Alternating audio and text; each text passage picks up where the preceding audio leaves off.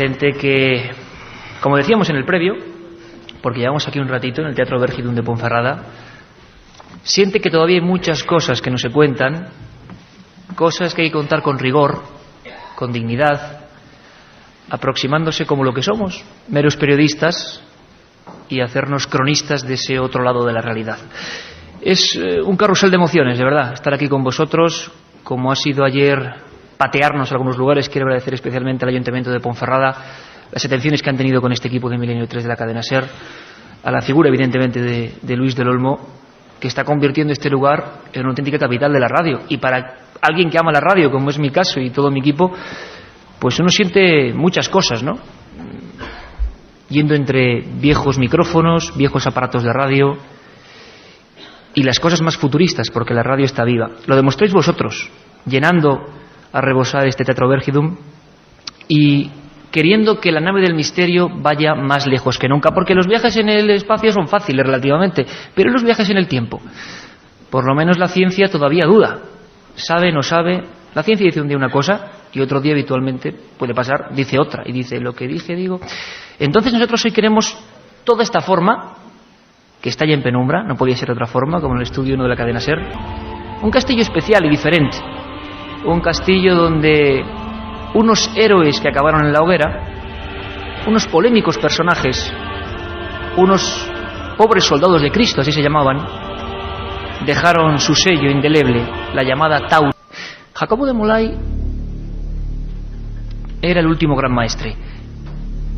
Y no sé qué le pudo pasar por la cabeza en aquel momento cuando en la llamada isla de los judíos en el Sena vio cómo otras cruces le quemaban vivo.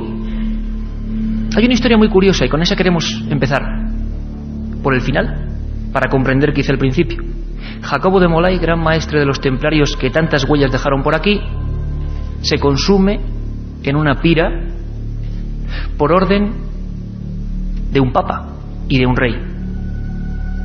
Y en aquel momento, y la historia se quedó sobrecogida, y es bonito que ahora retumben estas palabras en este lugar concreto, ese templario lanzó al viento una profecía, una advertencia, se fue de la vida dejando un mensaje críptico, misterioso.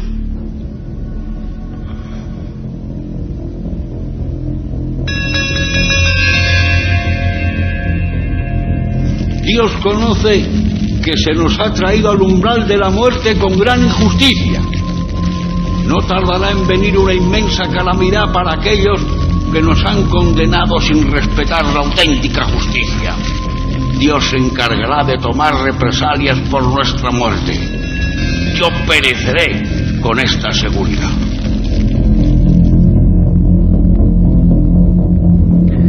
Ese fue el último templario. Dijo eso y pasaron cosas realmente asombrosas. Vamos a discutirlo aquí porque yo, como al final creo que hay que ser escéptico con todo, pues bueno, vamos a escuchar opiniones y sabremos si esto fue certero o no.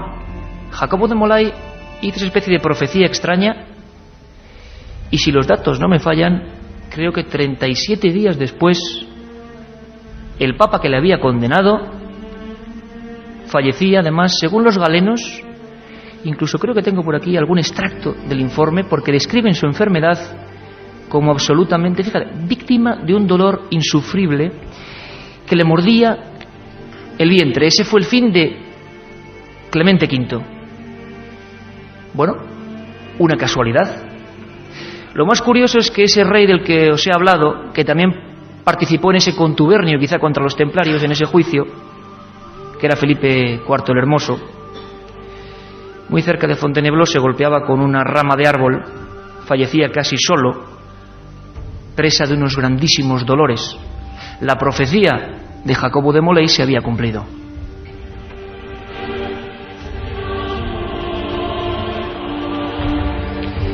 Carmen Porter, compañera, buenas madrugadas. Buenas madrugadas, Iker. Impresiona todavía, ¿eh? A mí me cautiva hablar de este tema en este lugar. No sería lo mismo hacerlo en el estudio 1 de la cadena SER, para nada. Estamos bajo la sombra del castillo todavía, ¿no? Sobre todo cautiva, Iker, después de haber recorrido durante estos días el castillo templario de Ponferrada, las médulas, con esos árboles tortuosos, lo íbamos comentando, que parecía muchos de ellos que habían sido quemados incluso por rayos, y que te hacen recordar tantas y tantas historias y tantas leyendas que se han dado por estas tierras, y también datos históricos de una gente muy especial que vivió un momento muy especial justo en esta ciudad, justo en este territorio.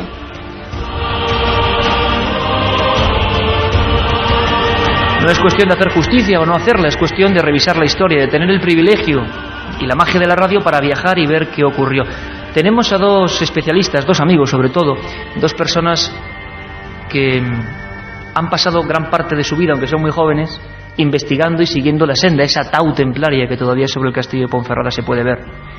Porque como decíamos, no hay más que acercarse a una librería y ver que todos los grandes éxitos tienen que ver de alguna forma ahora mismo con la sombra de los templarios, de los cátaros, por cierto, vamos a hablar también de los cátaros en esta zona, en esta especie de lugar misterioso, observatorio, como decíamos.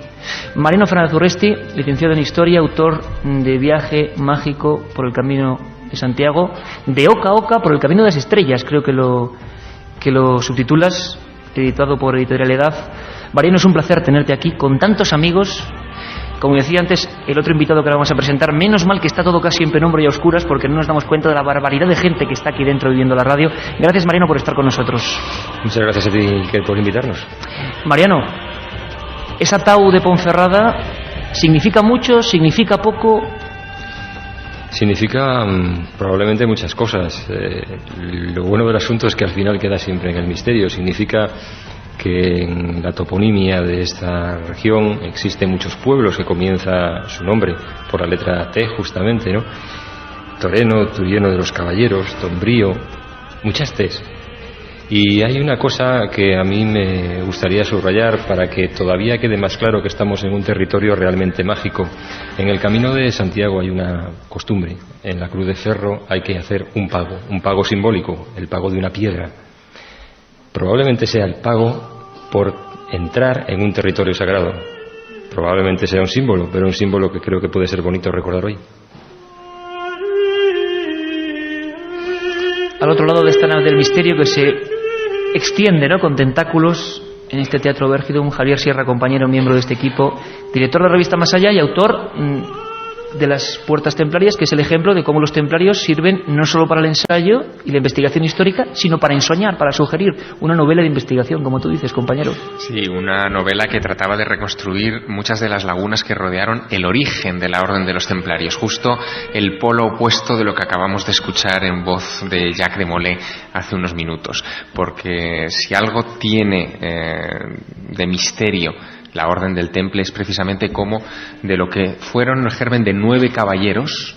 Fueron 9 exactamente. Sí, eso es lo que dice la leyenda. En 1118 9 caballeros llegan para proteger el solar donde se construyó el Templo de Salomón. Durante 9 años esos 9 caballeros estuvieron allí practicando una serie de restauraciones y de excavaciones y algo debieron encontrar, algo que les hizo regresar a Francia, a la Champaña, de donde ellos habían procedido, y donde inmediatamente se convirtieron en la orden más poderosa, con más privilegios, con más capacidad económica, con más territorios administrados y con más independencia de la historia. Y solo duraron 200 años, pero la marcaron para siempre. Bueno, pues preguntar a más eruditos, aparte de los amigos que nos acompañan. Uno de ellos, que ha hecho grandes libros sobre los templarios, muy escéptico, Premio Planeta, Juan Eslava Galán. Hace bien poco, ¿verdad, Javier?, sacaba Los Templarios y otros enigmas medievales. Le preguntamos a Juan Eslava que de alguna forma, aunque él está en Sevilla, hoy ha sido día del libro y tenía que estar en Sevilla, estaba el hombre realmente, bueno, pues rabioso también, ¿no?, porque le hubiera gustado mucho compartir esta especie de expedición en el tiempo que ya hacemos. Juan Eslava le preguntábamos, ¿es cierto que fueron tan poderosos? También hay mucha leyenda. ¿Es cierto que, por ejemplo, aquí en Ponferrada y en esta región en la que estamos, se apoderaron del oro que abandonaron los romanos? ¿De dónde llegaban esas riquezas? ¿Por qué les dieron esta ciudad? ¿Qué secretos económicos guardaban los templarios? Nos lo cuenta Juan Eslava. Es decir, ellos amasaron una ingente cantidad de dinero, fueron efectivamente banqueros, ¿no? Y, por supuesto, el dinero que ellos tenían estaba muy por encima del que tenían muchas monarquías europeas, entre otras cosas porque los reyes se administraban muy mal, tenían muchos gastos, y ellos, sin embargo, tenían un criterio, digamos, económico muy moderno. Pero cuando se aniquiló a los templarios, esos tesoros que se esperaban encontrar, pues no se encontraron. Únicamente, bueno, las tierras que tenían, las encomiendas, etcétera, se les pudo quitar, pero no había tesoro, no había oro amonedado como se suponía. Y además, como siempre, 7640, palabra milenio, tenéis la oportunidad, los que, hay que decirlo hoy entre comillas, ¿no?, los que no son los privilegiados, los cientos de amigos que están aquí, de preguntar a nuestros especialistas. Yo probablemente podría responder a bastante poco, solo soy un mero observador, pero sí a Mariano y a Javier, y preguntar tantas y tantas dudas que vemos que siguen suscitando. Estamos muy cerca del programa número 200 de Milenio 3, y Carmen, qué cantidad de preguntas siempre desde el programa número 1, templarios, y dijimos, bueno, templarios cuando vayamos al sitio que merece la pena, ¿no? Y ya no eran solo preguntas, también eran amenazas diciéndonos, o hacéis un programa de templarios o me dais ir a la cadena SER y enseñaros algo, porque algunos eran eruditos y decían que ya era hora de que se hiciera algo serio, que la gente debía conocer esta historia sobre los templarios. Y además siempre nos siguen asobrando los oyentes desde ese 7640, palabra clave milenio, espacio y lo que vosotros queráis, las preguntas, las sugerencias. Katia Rocha pasará luego con las preguntas y las cuestiones de los oyentes, y ellos nos cuentan historias también, que además algunas de ellas hemos ido recogiendo, las que nos enviaban, para traerlas aquí y que todos los oyentes a nivel nacional pues supieran de ellas. Puedan disfrutar de ello, porque es una pena. Bueno, espero que Milenio pudiera ir a muchos sitios, porque antes estábamos hablando de historias como Manuel Blanco Romasanta, el lobisome, el hombre lobo, que vagó y fue apresado en Ponferrada, un caso único en el mundo, con las actas, con los documentos. Estábamos hablando de una historia que nos ha puesto todos los pelos de punta, sinceramente. Una de esas casualidades del destino, no quiero llamarlo profecía, pero sí una ensoñación, ocurrió en ese dramático accidente de Torre del Bierzo, que aquí todavía está muy presente y que desde luego no queremos ni mucho menos ahondar en lo malo, pero sí una persona que, según la Guardia Civil de la época, y en una investigación fabulosa, parece que había predicho el acontecimiento y avisado a la gente 3 días antes de aquel fatídico 2 de enero de 1944. Como decíamos, el misterio a veces da vueltas, revueltas, los archivos guardan enigmas que creíamos que eran mitos y están ahí y se pueden contar, y ese periodismo es el que intentamos hacer. Mariano Fernández Urresti, ¿vigilaban algo en concreto los templarios al margen del asunto material? Que en esta región de repente se instalaran, algunos dicen además, y luego hablaremos, con formas geométricas sobre esta región, ¿significa algo? Hay algunos autores, Luis Charpentier, por ejemplo, hace referencia a los lugares que en la toponimia tienen el nombre de espino. Entiende que el espino es la barrera, la protección del secreto, del tesoro. Roncesvalles, por ejemplo, uno de los lugares por donde se puede comenzar el camino, procede del francés Valle de Espinos, y aquí en la comarca en la que nos encontramos también bastantes pueblos que tienen el nombre de Espino, o La Espina, Espinal. En definitiva, parece que también aquí había secretos, sin duda. Y siempre con una simbología, en nombres, en cosas ocultas, nunca nada rotundo que se pueda agarrar. Bueno, hay una serie de cosas que... Vamos a ver, podríamos pensar, como se ha insinuado, que los templarios estuvieron asentados aquí por una razón meramente monetaria o económica, relacionada con el posible oro de las médulas. Sin embargo, en esta zona, como otras muchas donde se asentaron los templarios, concurren una serie de circunstancias que vienen a confeccionar el cuadro clínico habitual del lugar donde se asientan los templarios. Se me ocurren unas cuantas, si quieres. Muy rápido, Mariano. Te cito rápidamente. Vamos a ver, tenemos un lugar, el Valle del Silencio, donde hubo movimiento, vida eremítica desde los primeros momentos del cristianismo. Ese es un lugar, una cosa, un síntoma repetitivo en muchos de los enclaves templarios. Tenemos alusiones veladas a la alquimia en presencia de herrerías o ferrerías, como por ejemplo en Compludo. Tenemos culto a la Madre Tierra, que se representa simbólicamente en la Virgen de la Encina, que casualmente encuentra un templario según la leyenda. Tenemos esas taus que aparecen en la toponimia y esos nombres de la espina. Incluso hay algunos que todavía se atreven a ir más lejos y establecen relaciones astrológicas y astronómicas con el castillo de los templarios. Como las 12 almenas principales, que muchos hablan de un zodiaco. Efectivamente. Me gustaría rápidamente, si me permitís, Mariano, Javier, porque vamos a hablar de muchos temas.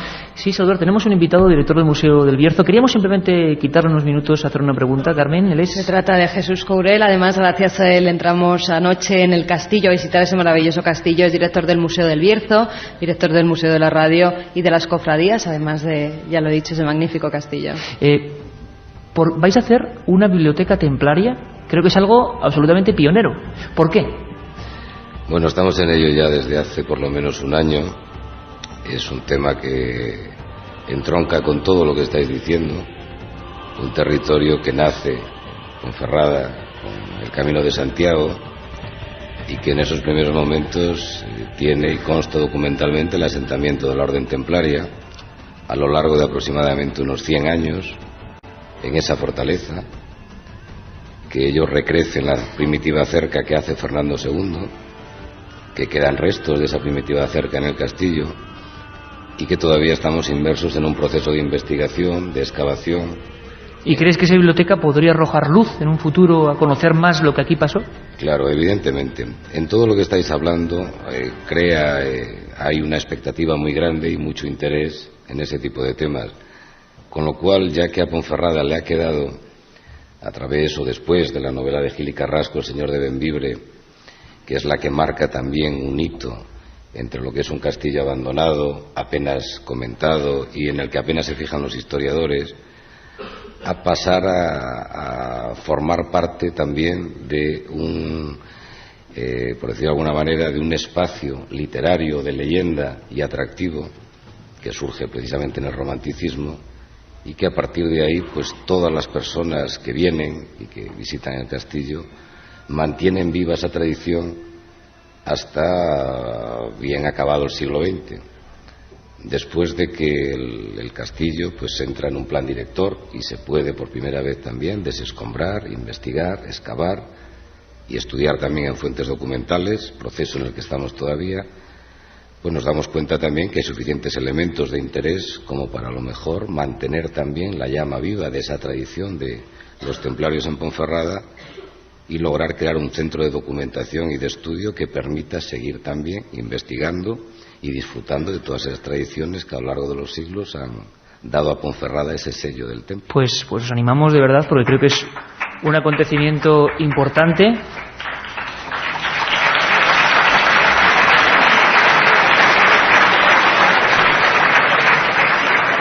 Creo que siempre es bonito echar, como decíamos, una ojeada a lo que desconocemos, y es tanto lo que desconocemos y tanto lo que atrae a la gente de todas partes, que yo creo que puede ser una misión. Tenéis todo el apoyo de Milenio 3 y que ojalá otros sitios aprendan, porque hay otros sitios con pasado templario que podían iniciar la aventura de una biblioteca templaria. Espero también que sea un lugar para gente como Javier, para gente como Mariano, que puedan ir a documentarse y que incluso pudieran ellos aportar sus investigaciones.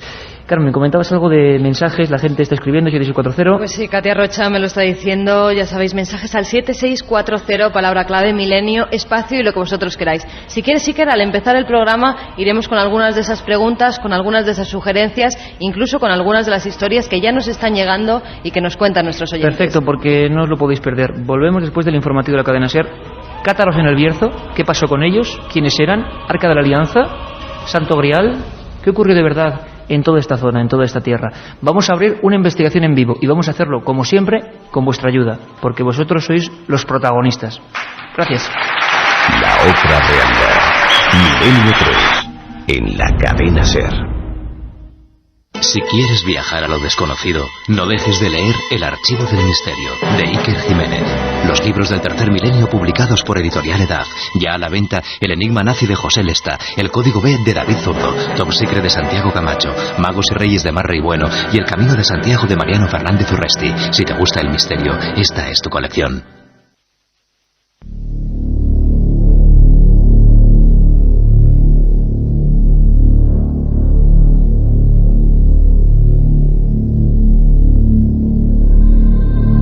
Y 7 de la madrugada continuamos en el Teatro Vergidum de Ponferrada, acercándonos a varios enigmas históricos, sobre todo los templarios, la gran bandera de enganches de los templarios, y estamos disfrutando de esta comunión con la gente. Carmen Porter, me hablabas de los mensajes, ¿no? Y ahora mismo va a venir Katia Rocha con esos mensajes en el 7640. Oye, hay gente que todavía habla de que los templarios no se extinguieron, los neotemplarios, es decir, que Javier, eso ocurre, ¿no? Es decir, ahora vamos a ver todo lo que pasó con ellos, pero todavía hay gente que defiende, hubo auténticas sectas, que los templarios no se extinguieron en la hoguera. O que han intentado recuperar los preceptos de la orden y han fundado nuevas órdenes precisamente bajo el sello del Temple. Incluso una revista italiana de investigación histórica llamada ERA, hace cuestión de unos meses, publicaba un documento inédito encontrado en los archivos del Vaticano donde Clemente V, arrepentido antes de morirse, el Papa del que hemos hablado, el Papa del que hemos hablado, arrepentido, volvió a devolver la dignidad a los templarios. Lo que ocurre es que murió demasiado rápido y no dio tiempo a que esa dignidad volviera a hacerse pública, y muchos de esos neotemplarios han querido agarrarse a ese documento para justificar la legitimidad de su orden. Pero imagínate el follón que supondría que el Vaticano mañana admitiera esas reclamaciones de los neotemplarios, muchas encomiendas, muchas propiedades que les fueron expropiadas y que pasaron a otras órdenes de caballería u otras órdenes religiosas, deberían ahora ponerse en manos ¿de quién? Mariano, por cierto, hablamos de esa gente en la hoguera que dramatizábamos de alguna manera en una voz de nuestro compañero Rafael Romi Gorance, auténtico maestre templario. Mariano, hubo un juicio, la gente sabe, se queda con esa imagen que hoy es el punto de partida. Hubo una gente que fue quemada, eran cristianos. Algunos jueces hoy, analizando la documentación que existe, hablan de juicio completamente injusto, de mentiras, injurias. ¿Cuál fue la acusación que hicieron los papas y los reyes, o el papa y el rey, en contra de estos caballeros? Bueno, se fue urdiendo todo un expediente que fue engordando hábilmente Guillermo de Nogaret en favor de los intereses del rey francés, el cual estaba endeudado hasta los ojos con el Temple. Ahí podía surgir un problema, ¿no? Sí, eso por un lado. Por otra parte dicen algunos que el propio rey había pretendido ingresar dentro de la orden y había sido desestimada su solicitud, por decirlo de alguna manera suave, y que todo eso fue alentando el rencor en el monarca y urdiendo, como te decía, ese expediente, hasta que finalmente, bueno, pues se fue confeccionando una lista de acusaciones, algunas de ellas difícilmente creíbles, otras tal vez la propia actitud, a veces soberbia de los templarios, muchas veces soberbia de los templarios, favoreció la credibilidad de las mismas. Se les acusó de escupir sobre la cruz, de renegar de Cristo. De escupir sobre la cruz cuando ellos, evidentemente, habían empezado una historia. En los ritos de iniciación, en los ritos de incorporación, al menos de algún círculo íntimo, porque tal vez habría que delimitar de qué hablamos cuando hablamos de los templarios y de sus secretos, y todos los templarios conocían esos secretos, solamente un círculo íntimo de los mismos. Se les acusó de herejía, de adorar al Baphomet, que era una especie de Manitú o ídolo de los templarios. Se les acusó de sodomía, se les acusó de muchas cosas, ¿no? Todo esto, fíjense, es como acostarse teniendo a los templarios como los campeones del cristianismo y levantarse teniéndoles como los grandes herejes del cristianismo. La otra realidad, Milenio 3, en la cadena SER. Hacemos un mínimo alto, Mariano, porque creo que está aquí ya Katia Rocha, que va a avanzar ahora mismo por el estrado, con mensajes. Queremos saber qué opina la gente ahora mismo, porque siempre es un estudio alucinante. No os imagináis lo que es sondear directamente al público y saber qué opina, qué piensa la gente como la que está aquí con nosotros en el Teatro Vergidum. Katia, ¿qué dice la gente? Pues, como siempre, adelantándose a los temas, ya lo decíamos antes. Oyentes que nos preguntan, ¿es verdad que los templarios fueron o son los grandes guardianes de la Sábana Santa y el Arca de la Alianza? Menudo tema. Bueno, aquí podéis hablar los tres. ¿Tú que has visto la Sábana Santa, Carmen, y que publicaste el libro de la Sábana Santa? Bueno, ahora mismo tenemos, yo sé que puedo dar envidia a quien nos oiga, pero no ese es el significado, pero bueno, tengo que decirlo. Teatro a oscuras y una imagen gigantesca de la Sábana Santa con el filtro azul.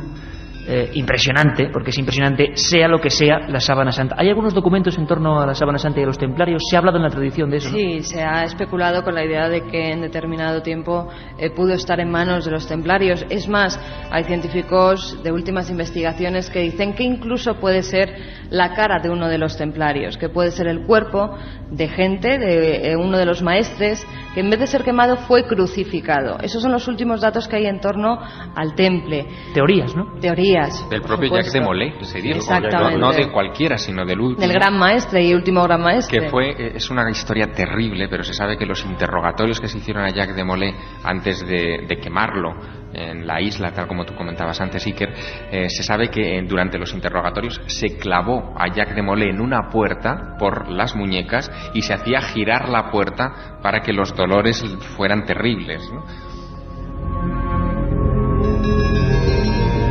Más mensajes, Katia.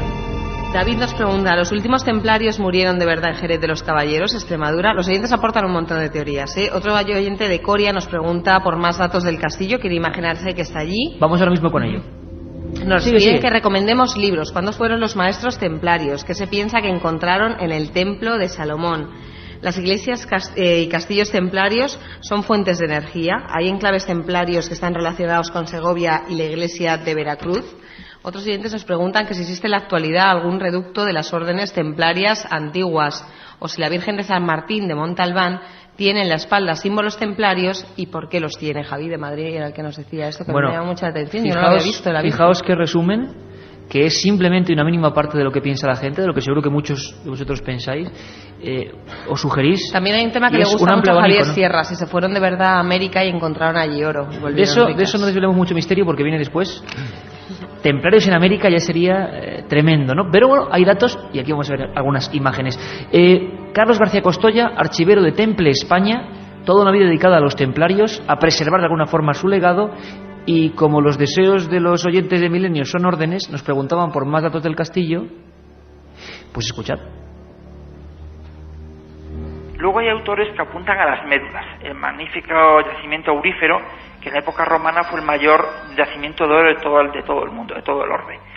La verdad es que el yacimiento se agotó casi con los romanos y en época templaria, aunque pudieron estar, no se encontró ningún vestigio de excavación. Lógicamente los visitarían, pero no se encontró ningún tipo de vestigio. Luego también está el tema que pueden ser un enclave perfecto en la zona más segura en el noroeste peninsular. Sabemos que los templarios eran los banqueros de la Edad Media. Aparte de eso, hay autores que especulan que tenían el Arca de Alianza, cosa muy posible, ya que se estuvieron excavando en el Templo de Salomón. Y un autor local, Antonio Noya, dice que incluso pudieron guardar durante una temporada el Arca de Alianza en los sótanos del castillo de Ponferrada. Esto, la verdad, se desconoce, pero sí que es un enclave bastante importante y muy bien protegido. Con lo cual quiere decir que no estaban allí solo para custodiar peregrinos, no estaban solo para vigilar el Camino de Santiago, algo muy grande tenían que esconder los templarios en Ponferrada. En Ponferrada no hay más que ver la complejidad que tiene ese castillo. Ese castillo es mucho más complejo que los castillos que se hacen en otros lugares de la península en su época, porque directamente lo están haciendo templarios que conocen ya la edificación que está más desarrollada en Tierra Santa.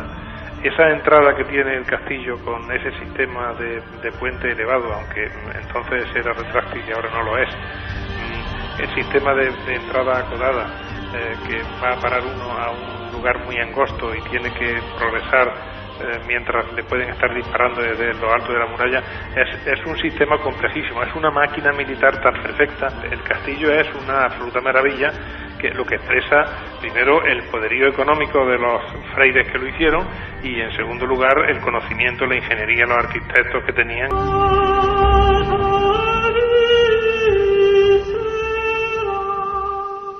Nosotros, pobres de Cristo, errantes, huyendo de ciudad en ciudad como las ovejas en medio de lobos, sufrimos la persecución de los apóstoles y los mártires. Sin embargo, llevamos una vida muy santa y muy estricta en ayunos y abstinencias, dedicando noche y día a rezar y trabajar. Soportamos esto porque no somos del mundo y para distinguirnos los unos de los otros, Cristo ha dicho: por sus frutos los conoceréis. Nuestros frutos son las huellas de Cristo. Esto que acabamos de escuchar tenía que ver con otro de los elementos importantes de esta encrucijada de misterios. Los últimos descubrimientos no solo eran de templarios, sino unos amigos o conocidos o enemigos, según sea la óptica, y que tenían que ver solamente con esta región, con las médulas y con los misterios de esta región.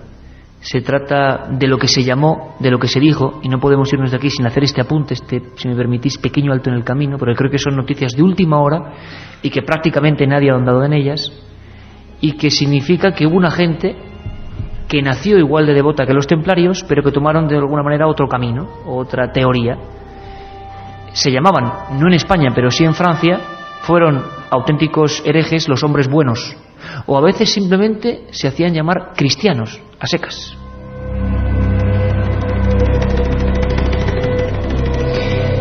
Javier, esta zona, templarios, lo tenemos claro, ahí están. Ahora intentaremos preguntarnos qué guardaban. ¿Es posible, que vamos a escuchar algunos documentos, que hubiese también aquí menuda conjunción en esta zona los últimos cátaros o cátaros huidos de Francia?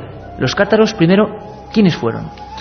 Bueno, los cátaros son un grupo de cristianos incontrolados por la Iglesia romana que tienen una serie de costumbres que parecen heredadas de la tradición oriental.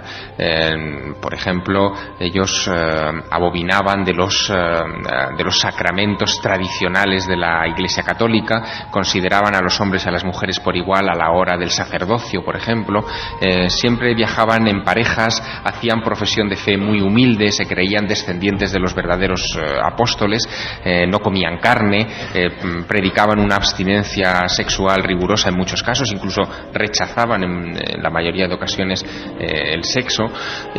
Tenían una vida muy peculiar, vivían muy aislados de las grandes ciudades, excepto en el sur de Francia, donde arraigaron con especial fuerza. Y hubo un momento determinado, en el siglo XIII, en el que las cruzadas dejaron de enviarse contra Tierra Santa para conquistar Jerusalén y los santos lugares, empresa en la que estuvieron muy implicados, como sabes, los templarios, y se decidió crear una cruzada contra los propios cátaros, contra esos cristianos, es decir, contra nosotros mismos, hablando en el argot de aquella época. Se crea la Inquisición precisamente para acabar con esos cátaros, y en un momento determinado, ya te digo, en el siglo XIII, se acaba salvajemente con muchos de estos creyentes, hasta el punto de que muchos terminan huyendo a los países limítrofes.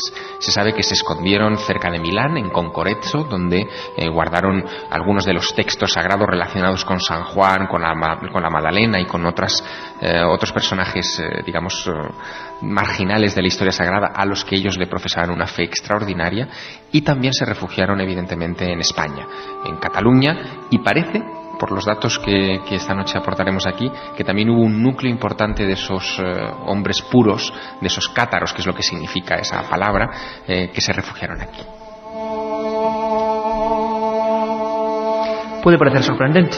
Todos hemos leído, o a quienes os interesa la historia habéis leído, que hubo una serie de gente que en un lugar llamado Montsegur, en un castillo altísimo que corona unas montañas también enigmáticas, quizá un paralelismo, ¿no?, en la historia de esta región y de esa parte de Francia, en el Languedoc, los propios cristianos acabaron matando a cristianos. La escena que nos cuenta la historia es terrible, porque esos cátaros que desafiaron a la Iglesia y al poder, esos cátaros no querían riquezas, no querían dinero, querían volver a un cristianismo primitivo que, según ellos, se había corrompido por completo con las riquezas. No había una conexión entre el mensaje inicial de Cristo y a lo que la Iglesia había llegado. Era lo que decían los cátaros. En 1244, en Montsegur, aún hay un sitio, ¿verdad?, que se llama Campo de los Quemados, donde más de 200 de estos últimos cátaros resistían, representaban la última atalaya. Fueron quemados, se puso una gran pira por orden de Inocencio III, otro papa que ataca a otro grupo, como ocurrió con los templarios. Esas llamas eran gigantescas, y las crónicas nos cuentan con perfecto detalle cómo prefirieron no renunciar a su fe, siguieron con su hábito, hombres, mujeres, niños que les acompañaban, y en hilera, alzando las manos y con cánticos extraños para los soldados que allí estaban, fueron ellos mismos, paso a paso, hombres, mujeres, ancianos y niños, metiéndose en el fuego.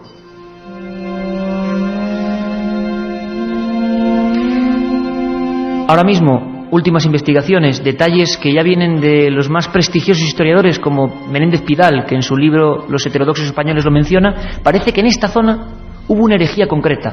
Gente de ese tipo, quizá resistentes de aquella época, que surgieron de nuevo aquí o que llegaron de allí, que decían hacer milagros, que promulgaban esa otra iglesia y que en toda esta comarca provocaron auténtico desvelo.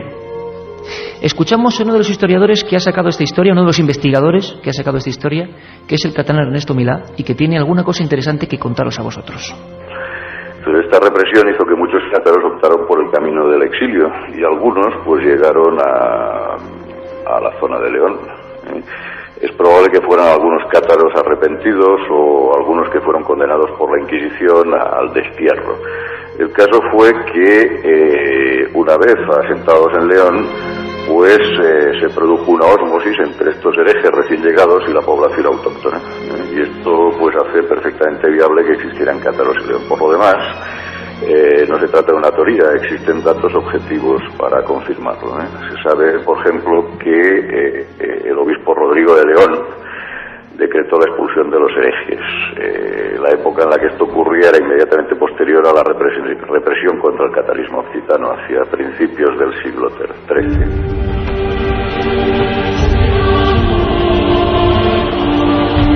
La historia es así, llena de enigmas. Otro papa se enfrentó a los cristianos derramando sangre cristiana. Esta vez no fue Clemente V la víctima de la profecía del último templario, sino fue Inocencio III. Y escuchad cómo Inocencio III desde su púlpito llamaba a los suyos a combatir, a matar, a quemar a estos cátaros que parece ser que estuvieron por aquí. Escuchamos a Inocencio III.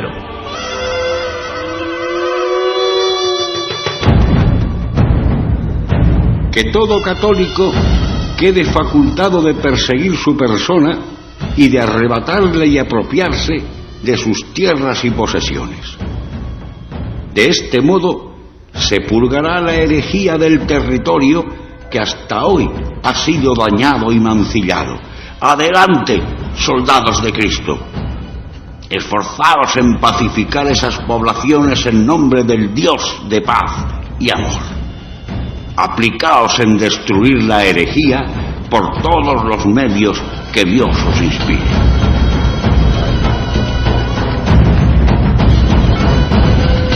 Aquí en esta tierra donde estamos, ¿cuáles fueron las acusaciones de este grupo, de esta herejía histórica, de la que se conoce poquísimo? Quizá hoy es una de las primeras veces en que se dan datos sobre ello en público.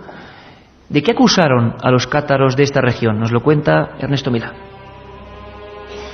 Las acusaciones del obispo Rodrigo contra estos cátaros era que fingían milagros, explicaba que contrataban a gente para que se hicieran pasar por ciegos y que en el curso de la predicación cátara pues recuperaban la vista. También decía este obispo que los cátaros sembraban el campo con cartas perfumadas con mensajes que incluían mensajes místicos de los que decían que habían sido entregadas por el mismo Dios. En fin, de todos estos datos se puede pensar que la influencia de los herejes cátaros en León fue grande, pero muy breve en el tiempo, apenas unos años del siglo XIII. Pero por lo menos es de justicia recordar esa historia que era muy poco conocida, muy solapada por la historia oficial. Y a veces en la oscuridad, en la penumbra, es donde están las auténticas claves. Lo que pasa es que no nos lo cuentan. Los cátaros se dice que podían ser custodios de un elemento, así como se habla de los templarios con el Arca de la Alianza, los cátaros, o estos cátaros, se habla del Grial, del Santo Grial. ¿Podemos hacer una definición exacta hoy en día de qué se piensa que es eso? Porque hay varias corrientes, ¿no? Ahora nos profundizarán nuestros expertos. Sí, que como bien decías hay varias corrientes. El Santo Grial históricamente es la copa que utiliza Jesús en la Última Cena y además con ella José de Arimatea recoge la sangre que emana de su costado tras clavarle el centurión esa lanza de Longinos. Otros expertos en cambio han identificado el Santo Grial con la sangre de Jesús, con su descendencia. Se decía que había toda una orden que hasta nuestros días ha protegido y custodiado a estos descendientes de Jesús. Templarios cátaros, objetos perdidos que parece que tienen cierto poder, que no son solo el objeto como un arca o una copa, sino algo mucho más grave, y para algunos estuvieron además custodiados por aquí o en esta parte del camino.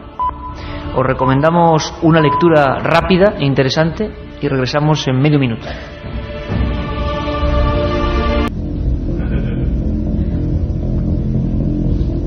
9 caballeros, la idea de proteger a los peregrinos, de recuperar de alguna forma esa zona de Tierra Santa, y se convierten para algunos, Javier, en una auténtica mafia que custodia algunos objetos por los que la gente sigue teniendo ese interés increíble. El Arca de la Alianza. Bueno, la gente, yo me pongo siempre del lado de la gente, cuando dice Arca de la Alianza, se acuerda de la imagen de Indiana Jones y la película con esos nazis derritiéndose delante del Arca de la Alianza. Los nazis buscaron ese objeto con mucho ahínco. ¿Qué es el Arca de la Alianza, Javier? Hoy en día, seriamente, ¿qué podemos saber? ¿La custodiaban los templarios? ¿No? Bueno, el Arca de la Alianza probablemente sea el sueño de todo arqueólogo, no solo de Indiana Jones, sino realmente de todo arqueólogo. Date cuenta de que en torno a ella giró toda la religión judía, que es una de las más influyentes en la historia y evidentemente en nuestros días. Se le pierde la pista ya en época de Salomón. De hecho, hay incluso algunas tradiciones etíopes que hablan que un hijo de Salomón, uno de los que tuvo con la reina de Saba, Menelik, fue el que la sustrajo del templo y se la pudo haber llevado incluso a tierras de Etiopía. Pero independientemente de esas leyendas africanas, lo cierto es que cuando los templarios llegan a Jerusalén en el siglo XII y se quedan con el solar donde estuvo el templo de Salomón y desde luego el segundo templo, el templo de Herodes, y comienzan a excavar allí, a mover tierra, a meterse en las caballerizas de la actual mezquita de Al-Aqsa, pues muchos piensan evidentemente que están buscando algo, y ese algo puede ser, entre otras muchas cosas, el Arca de la Alianza, porque hay una antigua tradición que sostiene que esa fábula de Menelik no era más que una fábula y que el arca se quedó escondida allí debajo y que no fue robada, por ejemplo, por los romanos. Fíjate que hay documentos incluso visuales del asalto de los romanos, Tito, ¿no? Exacto, el arco de Tito, que se encuentra en Roma, donde aparecen los soldados romanos llevándose las prendas a hombros que han robado del templo. Está la menorá, o el candelabro de 7 brazos. Hay las trompetas que supuestamente también tocaban justo a la entrada del templo, pero no está el Arca de la Alianza. El Arca de la Alianza se perdió por completo. Si los templarios permanecieron 9 años excavando en ese lugar y después regresaron a Europa y se convirtieron en una orden tan poderosa, quizá es porque encontraron una reliquia con la que obtuvieron el respeto de de los grandes dignatarios del momento. Y de hecho es muy curioso, muy curioso, que cuando comienza, por ejemplo, el arte gótico y se comienzan a construir las grandes catedrales de la Champaña francesa, en todas las fachadas principales de esas catedrales, sin excepción, aparecía representada la Virgen. De hecho, todas ellas se dedicaron a Notre Dame. Los templarios inauguran en cierta manera también el culto a las vírgenes, y el Arca de la Alianza. Siempre está el Arca de la Alianza en sus fachadas como tributo a algo que quizá poseyeron realmente.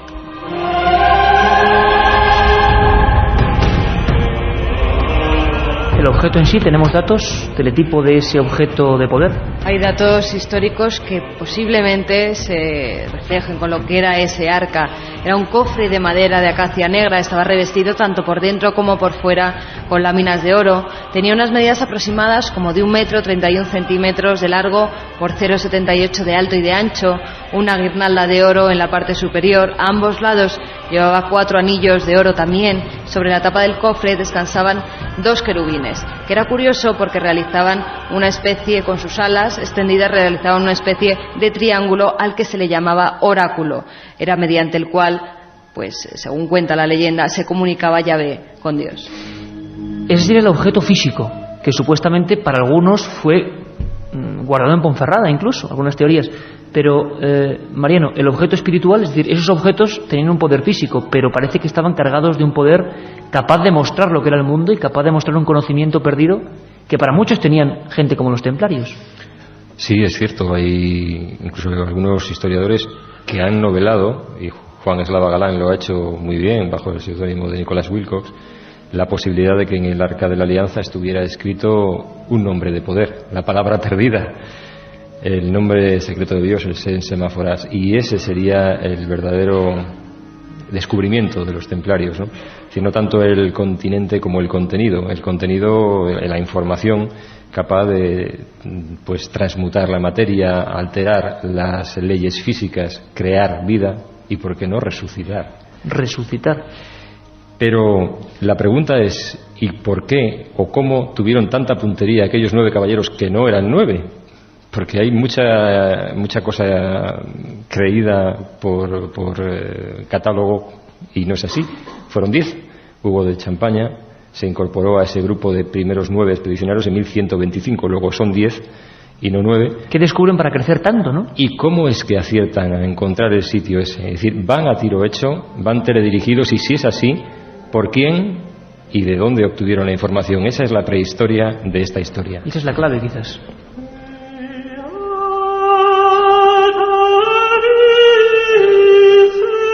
Una de las grandes preguntas, imagino, que tiene todo el mundo es cómo una gente que era profundamente cristiana, que quería recuperar los santos lugares, cómo se vuelve en contra de su teoría. ¿Y descubrieron acaso algo que les desengañó de su credo principal? Es la gran duda, ¿no? Es posible. Me gustaría, si me permites, hacer una breve relación entre templarios y cátaros, que antes los has citado muy rápidamente, y Grial, porque se da la circunstancia de que esa desviación, yo hablaría así más que de herejía, esa desviación del cristianismo que es el catarismo, se desarrolla fundamentalmente en el Languedoc, también en zonas de la Provenza. Es justamente allí donde la leyenda dice que María Magdalena desembarca en compañía de una serie de personajes que después se harían famosos en las leyendas griálicas medievales, como José de Arimatea o incluso Lázaro. Y no deja de ser curioso que en todos esos lugares se desarrolle un fuerte culto a las vírgenes negras. Vírgenes negras que habitualmente después aparecen en las zonas donde los templarios se asientan. ¿Quién era esa Virgen negra? ¿A quién representaba con ese niño en brazos? ¿Era María con el niño Jesús o era María Magdalena con otro niño? ¿Era esa la sangre real? ¿Era ese el secreto cátaro? ¿O era ese también el secreto templario? Porque muchos cátaros tuvieron relación con los templarios. No es que fueran exactamente templarios, pero sí que encontraron cobijo y asilo político, por decirlo de alguna manera, en encomiendas templarias, cuando la Iglesia demostró lo que puede llegar a ser un cristiano sin aditivos ni colorantes, ¿no?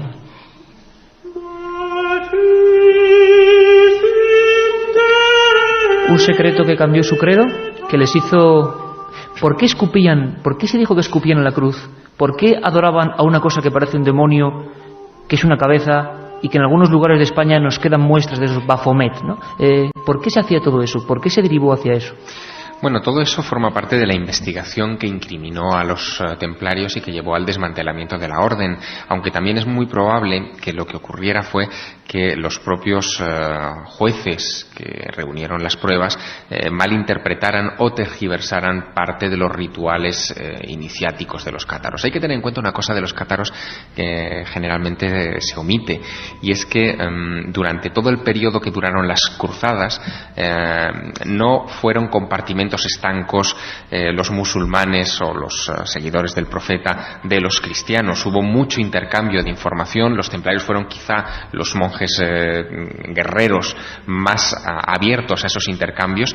Ellos se trajeron a Europa cosas que habían desaparecido prácticamente, bueno, por completo de nuestro sistema. Se trajeron matemáticas o conocimientos científicos avanzados, se trajeron astronomía, se trajeron el uso de los arcos ojivales, que bueno, se aplicaban desde luego en Oriente, pero que en Occidente, hasta que no llega el arte gótico, pues se omiten, que no deja de ser algo de mucha precisión, y se trajeron desde luego ritos que fueron mal interpretados. Incluso la propia palabra Baphomet es algo que encierra muchos significados y que es muy extraña. Algunos piensan que es una derivación de Mahomet, de Mahoma, y que por lo tanto los templarios habían abjurado de la religión cristiana y se habían dedicado a adorar un ídolo con la forma de Mahoma. Algo absurdo, porque el Islam no contempla los ídolos. Parece que es uno de los grandes misterios, que era el Baphomet, qué significaba la palabra y qué representaba. Creo que incluso, no sé si nuestro compañero Luis Balduque, pero igual nos pone de repente aquí alguna imagen del Baphomet, que era bastante terrorífico, la verdad. Sí, incluso se ha llegado a plantear la posibilidad de que esa palabra Baphomet pudiera tener un significado oculto, que si se le aplicaban unas ciertas técnicas de descriptación... Ya estamos con los códigos. Sí, con los códigos, efectivamente. El código Atbas, en este caso, si se le aplicara el código Atbas, que es un código que procede del hebreo y que consiste en alterar el orden de las palabras, obtendríamos otra palabra bien distinta a Baphomet, que sería Sofía, sabiduría. Es decir, que lo que adorarían los templarios no sería un ídolo deforme, extraño, con una cabeza rara, sino que sería la sabiduría. ¿Y escupir a la cruz, que era una de las, digamos, argumentaciones importantes? Porque eso podría tener muchísimo que ver incluso con lo que comentábamos antes de los cátaros. La cruz, a fin de cuentas, y así lo verían, por ejemplo, los cátaros, venerar la cruz era una aberración, era venerar el instrumento de tortura romano en el que murió Jesús de Nazaret. Por lo tanto, escupir a la cruz era escupir a aquellos que habían asesinado a Jesús de Nazaret, no escupir lo que significaba Jesús de Nazaret. Por eso digo que todo depende de la óptica con la que se mire, de la precisión con la que se mire, y en este caso en concreto, de la mala intención de los jueces que fueron los que miraron las pruebas contra el Temple. Acabaron en la hoguera ambos movimientos, templarios o grandes maestres de los templarios y cátaros. Hoy estamos haciendo un pequeño homenaje, no porque creamos más en sus ideas que en otras, sino porque merecen nuestro reconocimiento como parte importante de la historia y como parte enigmática de la historia. A mí me gustaría que nuestro compañero Julio Hernández nos pusiera el último corte, Julio, de Juan Eslava Galán, la última declaración, porque creo que Juan, siempre inteligente, detective de la historia auténtico, nuestro compañero, amigo y premio Planeta, deja caer una cosa, Javier, que a ti te gusta mucho, por cierto, y Mariano, que ya sería tremendo. Que esta gente, los templarios que estuvieron aquí, hubieran tenido tal cúmulo de conocimientos, como dicen nuestros expertos, tal cúmulo de ciencia, tal cúmulo de arquitectura, de matemática, que hubieran emprendido aventuras que casi ni se soñaban, aunque habría mucho que hablar de si se cruzaba el charco o no, antes de 1492. Pero le escuchamos a Juan Eslava Galán. Yo no creo, o no sé que se pueda demostrar que los templarios, como algunos dicen, ¿no?, que los templarios llegaron a América, pero lo que sí es demostrable perfectamente es que cuando Cristóbal Colón llegó a América, él sabía perfectamente a qué distancia estaba América, por dónde había que ir a ella, la distancia exacta en millas, por dónde había que ir y por dónde había que regresar, siempre aprovechando la corriente, los alisios, la corriente del Golfo, etcétera, ¿no? Conocimientos náuticos que oficialmente no se han alcanzado en Europa hasta mediados del siglo XIX. Esto nos da que pensar de que hay una digamos, protohistoria, por decirlo así, del descubrimiento de América, que no tenemos los datos, pero evidentemente ahí está porque los resultados de la investigación no pueden ir por otro camino, ¿no?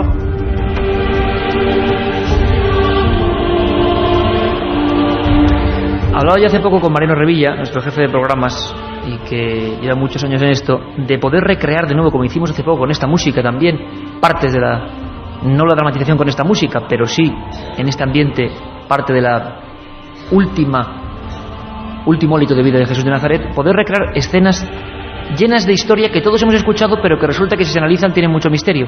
El descubrimiento. Bueno, descubrimiento. Ahora sabemos o se sabe que hubo un piloto desconocido, el prenauta Alonso Sánchez de Huelva, que parece ser, según muchos historiadores, que llegó moribundo a las playas de Madeira con una especie de sífilis, se le caía la carne a pedazos y fue recogido por un hombre en una caseta.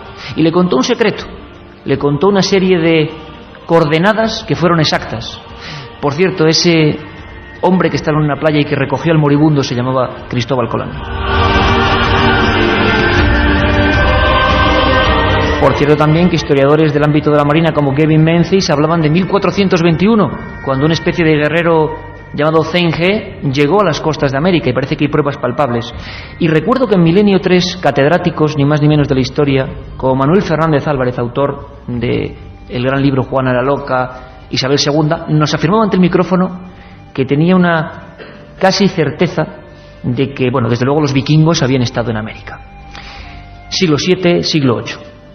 Pero ¿y los templarios? ¿Tuvieron forma? Hablan de un oro que traían de otras partes. Javier, ídolos como los que se guardan en algunos lugares, museos de Bolivia, y que muestran cruces templarias, cruces perfectas, y que siguen siendo, bueno, objetos malditos, ¿no?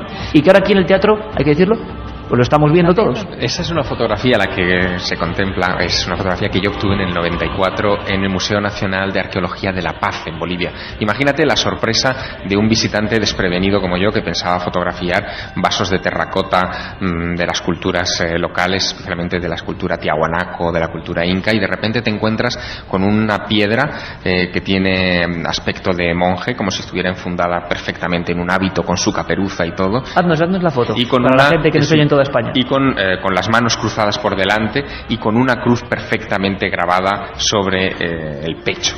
Bueno, pues este ídolo pertenece a Nupa, que es una divinidad local. Los incas hablarían de Viracocha. El propio Pizarro, cuando llega a Perú, describe cómo los cristianos, los soldados españoles, cuando entran en algunos de los lugares de culto de ese Viracocha aparece vestido como un monje con un hábito blanco y una cruz roja, y ellos dicen, hombre, pero si este es Santo Tomás. Y entonces, bueno, pues cogen la misma estatua de Viracocha, la llaman Santo Tomás y la colocan en algunas iglesias. Es decir, que hay incluso esa especie de traspolación rápida de algo que parece que visitó América, o de alguien que visitó América, que llevó cruces, que predicó algo muy parecido al cristianismo, y del que se encuentran restos en Paraguay, en Perú, en Bolivia y en muchos otros lugares. No se puede decir con exactitud que fueran los templarios, obviamente no se puede decir, pero sí hay otras evidencias circunstanciales, dos en especial.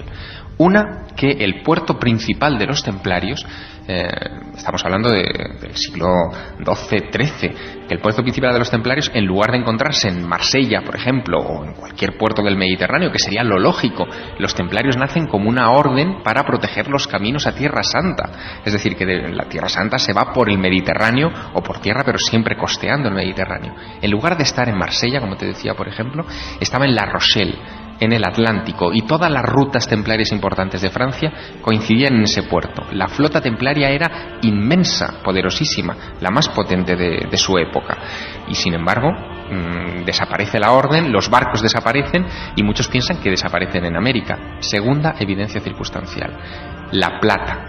Ellos ponen en circulación miles, si no millones de monedas de plata, de cuya procedencia no tenemos constancia. Es decir, no había tanta plata en las minas europeas como para poner en circulación tanta moneda. La única posibilidad es que esa plata hubiera procedido de alguna tierra desconocida que ellos hubieran protegido con celo.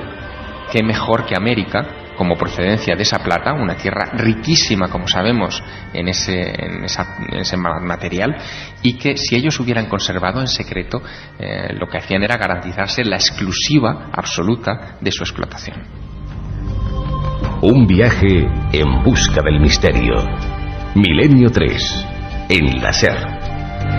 Claro que hay quien piensa, haciendo uso del sentido común, que los templarios, que lo hemos visto ahí en la Plaza del Templario en Ponferrada, con ese porte que tenían, ¿no? Y eran unos, no iba a decir chulescos, porque alguien se puede sentir mal, pero eran personas, bueno, que ya hemos visto hasta muriendo en la hoguera, lanzaban profecías que luego se cumplían, por cierto.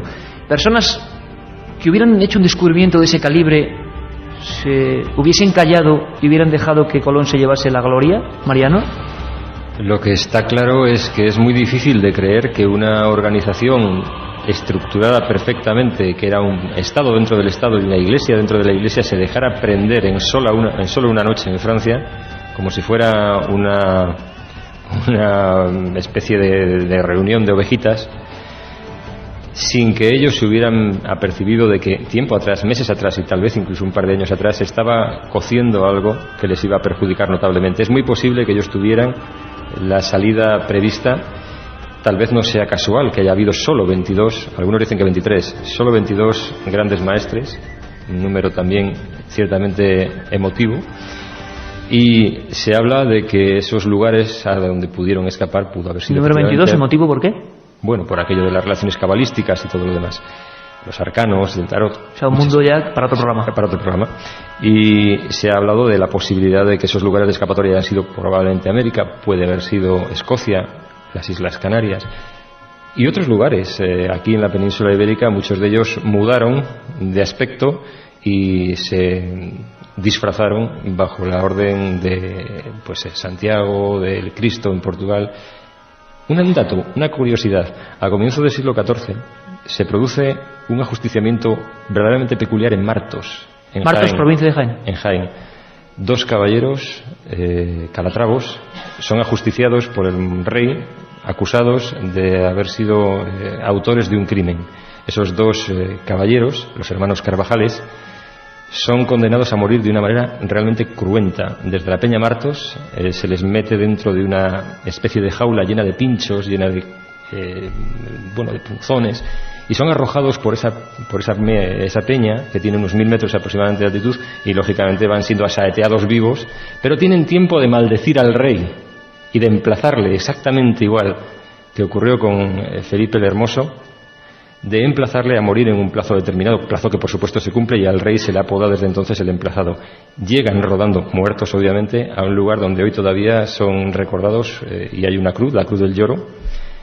¿Y qué quiere decir esto? Quiere decir que no deja de ser casual que también aquí haya una maldición similar, haya dos, exactamente la misma dualidad típica de los templarios, haya dos caballeros que maldicen a un rey, le emplazan y se cumple. ¿Quiere decir esto que el conocimiento de los templarios también se había travestido en distintos lugares de España, en este caso de la península ibérica? Dos caballeros como los que conforman ese misterioso sello templario. Un caballo y dos figuras con sus escudos, sí. Si todavía no se comprende muy bien por qué. Si van a Martos, no dejen de ver la iglesia de Santa Marta, y ahí está la lápida de los Carvajales, donde se supone que están enterrados estos dos caballeros.